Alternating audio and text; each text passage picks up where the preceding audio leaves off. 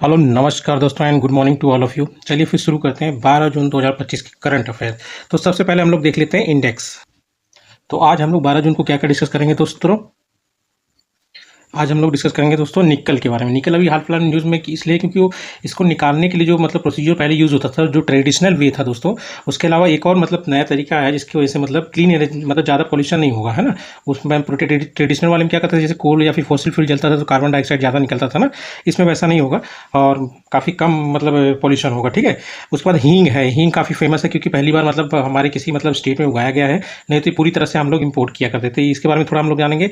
उसके बाद हम लोग जानेंगे फ्लिपकार्ट के बारे में, मतलब इसने ऐसा क्या कर दिया कि अभी हाल फिलहाल में न्यूज़ में दोस्तों। वैसे ई कॉमर्स कंपनी है ये, ठीक है। उसके बाद हम लोग देखेंगे international day for dialogue between civilization. ये फर्स्ट एडिशन है इसलिए इसको हम लोग थोड़ा अच्छे से देखेंगे। उसके बाद आईसीसी हॉल ऑफ फेम में अभी मतलब 11th एक है इंडियन क्रिकेटर जिनको जगह मिली है, तो उनके बारे में थोड़ा जानेंगे हम लोग। उसके बाद 6 न्यूज़ है दोस्तों, ice hockey. International ice hockey federation है, ठीक है। इंडिया ने उसमें पहली बार ब्रॉन्ज मेडल मतलब कोई मेडल जीता है तो वो ब्रॉन्ज है, ठीक है।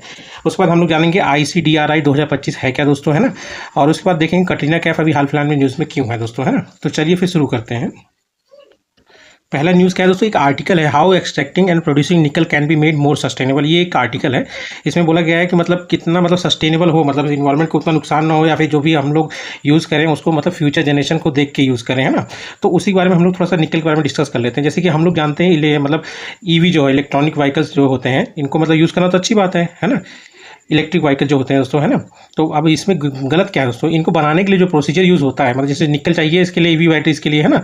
तो वो जो निकल निकलता है दोस्तों वो ओर से, वो काफ़ी पॉल्यूटिंग प्रोसेस होता है, समझ रहे हो। अगर 1 टन निकल निकालते हैं हम लोग तो करीब 20 टन कार्बन डाइऑक्साइड रिलीज कर देते हैं इन्वायरमेंट में, ठीक है।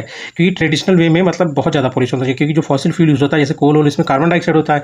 अब जैसे ओर में है और ओर में से अगर ऑक्सीजन को बाहर निकालना है तो कार्बन उसके साथ अटैच होकर कार्बन डाइऑक्साइड की फॉर्म में निकल जाएगा, है ना। तो इसीलिए ये प्रोसेस जो है काफ़ी पॉल्यूटेड होता है, ठीक है। मतलब pollution shifted from cars to factories, मतलब ये समझ लीजिए, मतलब कार तो मतलब हो गई पॉल्यूशन फ्री, पर जो उसमें बैटरी लग रही है उसको बनाने के लिए जो प्रोसीजर यूज़ हो रहा है वो उसमें पॉल्यूशन ज़्यादा हो रहा है, ठीक है। इसी को कहते हैं पॉल्यूशन शिफ्ट, ठीक है।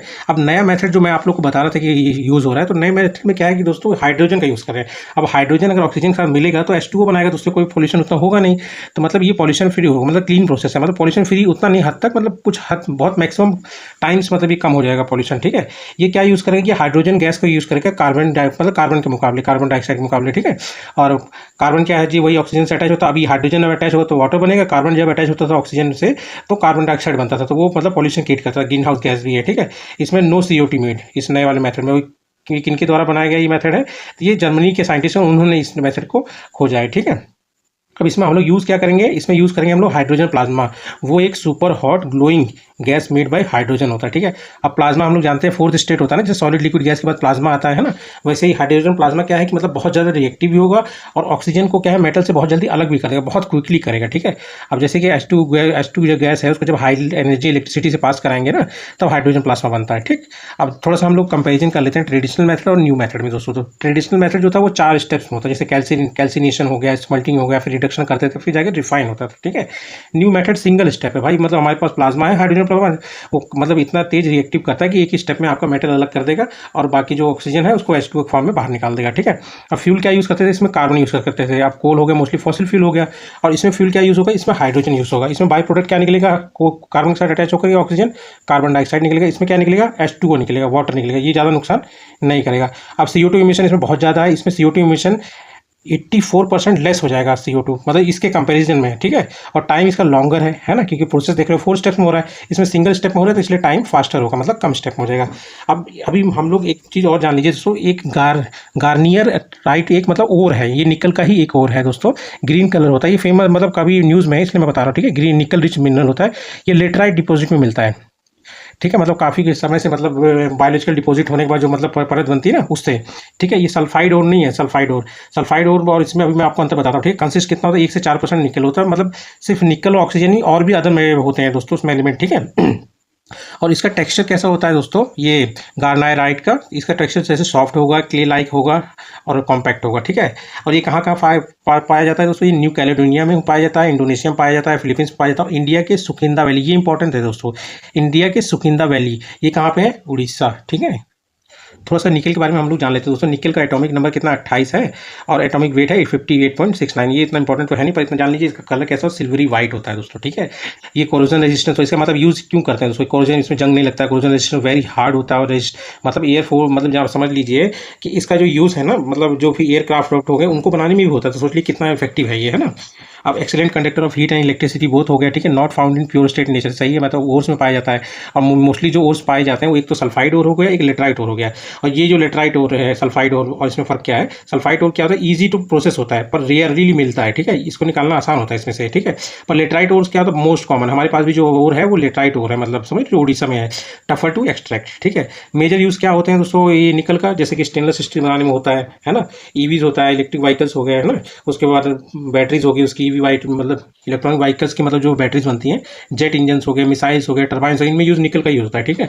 अब इसका एक्सपोजर काफ़ी खतरनाक होता है इंसान के लिए, मतलब कुछ एक हद तक, ठीक है। जैसे स्किन एलर्जी हो सकती है, किडनी हीट, हार्ट प्रॉब्लम हो सकता है, कैंसर हो सकता है, और लंग फाइब्रोसिस, मतलब जब मतलब आपका मतलब लंग जो है सड़ने लग जाए उसी को लंग फाइब्रोसिस बोला जाता है, ठीक है। It is a known human carcinogen, जहाँ लीजिए समझ लो दोस्तों कैंसर हो सकता है उस चीज़ से, उसी को कार्सिनोजन बोला जाता है, ठीक है, अगर इसको इनहेल कर लिया एक मतलब समथिंग अमाउंट में, ठीक है। अब थोड़ा सा इसके बारे में हम लोग जानते थे इसका डिस्ट्रीब्यूशन कैसा, तो वर्ल्ड में अगर देखेंगे रिसोर्सेज के रिजर्व के हिसाब से तो ऑस्ट्रेलिया में सबसे ज़्यादा, उसके बाद इंडोनेशिया, फिर ब्राजील। पर प्रोड्यूसर के हिसाब से देखेंगे तो इंडोनेशिया सबसे ज़्यादा प्रोड्यूस करता है, उसके बाद फिलीपींस करता है, फिर रशिया करता है। इंडोनेशिया और फिलीपींस ही मिलकर ग्लोबली जितना रिक्वायरमेंट होता है उसका 58% यही लोग पूरा कर देते हैं, ठीक है।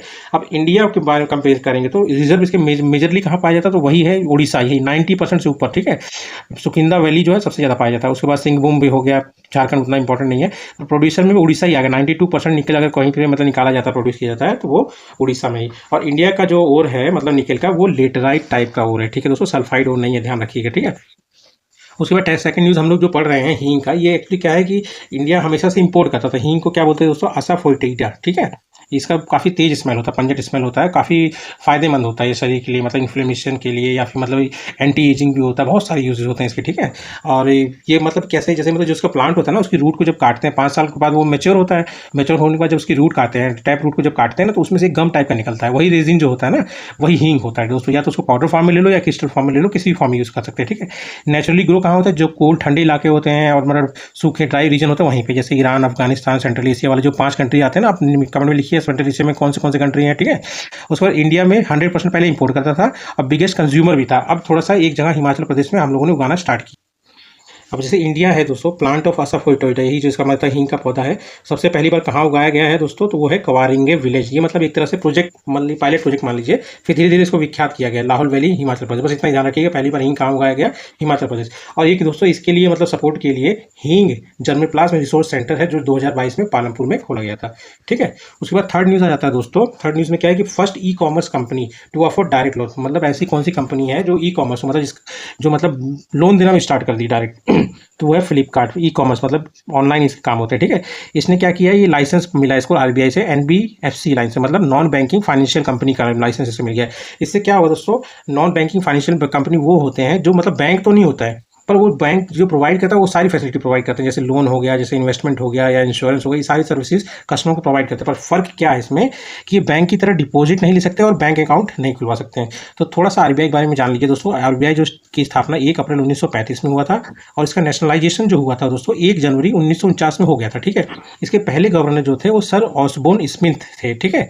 और इसको किस मतलब कमीशन की रिकमेंडेशन बनाया गया था, वो ध्यान रखिएगा, हिल्टन यंग कमीशन के रिकमेंडेशन भी बनाया गया था, हेडक्वार्टर इसका मुंबई में। और हाल फिलहाल में जो गवर्नर है आरबीआई के, उनका नाम है संजय मल्होत्रा, ठीक है दोस्तों।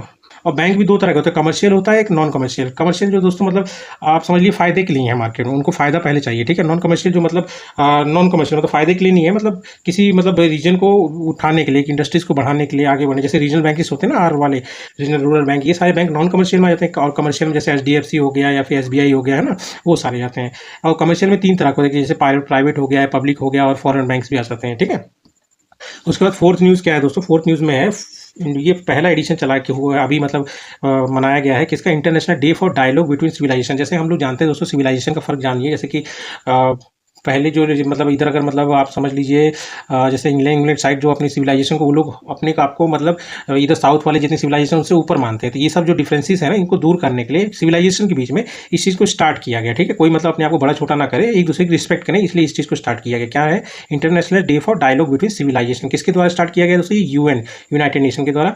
और पहला जो 2024 में स्टार्ट मतलब हो गया था कि हाँ करना है, तो 10 जून 2025 को पहला एडिशन हुआ है। ठीक है, इस बार की थीम क्या है दोस्तों? ये काफ़ी इंपॉर्टेंट है, ये पहली बार हो रहा है, तो ये जान लीजिए 10 जून को है। और celebrating diversity and fostering peaceful को एग्जिस्टेंस, ये इसकी थीम है। ठीक है, अब फिफ्थ न्यूज़ क्या आता है दोस्तों? फिफ्थ न्यूज़ में है ICC hall of fame. ICC के बारे में थोड़ा सा जान लीजिए। आईसीसी की स्थापना 15 जून 1909 में थी। पहले इसका हेडक्वार्टर जो था दोस्तों लंदन में था 1909 से लेकर 2005 तक, और अभी जो हेडक्वार्टर है वो दुबई में है, यूएई के, 2005 से अभी तक के लिए। और चेयरमैन जो है जयशाह है, अमित शाह के बेटे। ठीक है, आप थोड़ा सा जान लीजिए कि आईसीसी हॉल ऑफ फेम क्यों न्यूज़ में, क्योंकि 11th इंडियन क्रिकेटर हमारे जो एमएस धोनी जी हैं, है ना, उनको मतलब इसमें शामिल कर लिया गया। ये 11th इंडियन क्रिकेटर हुए हैं जिनको इस मतलब आईसीसी हॉल ऑफ फेम में शामिल किया गया है। सचिन तेंदुलकर को 2019 में शामिल किया गया था, और पहली इंडियन वुमेन जिनको मतलब इसमें शामिल किया गया था आईसीसी हॉल ऑफ फेम में, उनका नाम है डियान एडुल जी, 2023 में शामिल किया गया था। और सबसे पहले जो शामिल हुए थे इसमें आईसीसी हॉल ऑफ फेम में, तो वो 3 लोग थे। पहले 3 थे, मतलब ये 2009 में शामिल किया गया था, बिशन सिंह बेदी, कपिल देव और सुनील गावस्कर। ठीक है दोस्तों, फिर 6 न्यूज़ आ जाता है दोस्तों, ये है आपका इंटरनेशनल आइस हॉकी फेडरेशन का एक मतलब हुआ था एशिया कप, IIHF मतलब इंटरनेशनल मतलब आइस कॉफी, सॉरी दोस्तों गलत बोल दिया, आइस हॉकी फेडरेशन का जो एशिया कप हुआ था, उसमें इंडिया ने पहली बार 6 टीम ही थी पर पहली बार ब्रॉन्ज मेडल जीता है। पहला कौन है? गोल्ड कौन जीता? फिलीपींस, और ईरान सिल्वर है। ठीक है, ये पहली बार है, इस पर ध्यान रखिए दोस्तों। हुआ कहाँ पे है दोस्तों? ये हुआ है यूएई के अल ईन में, और ये जो इंटरनेशनल आइस हॉकी फेडरेशन का जो हेडक्वार्टर है वो है दोस्तों ज्यूरिच, स्विट्जरलैंड में। ठीक है, इसके बाद तो 7th न्यूज़ आ जाता है दोस्तों, हमारा 7th एडिशन हुआ था किसका? अभी ICDRI का। इसको मतलब पीएम मोदी जी ने वर्चुअली मतलब ऑनलाइन मतलब संबोधित किया है।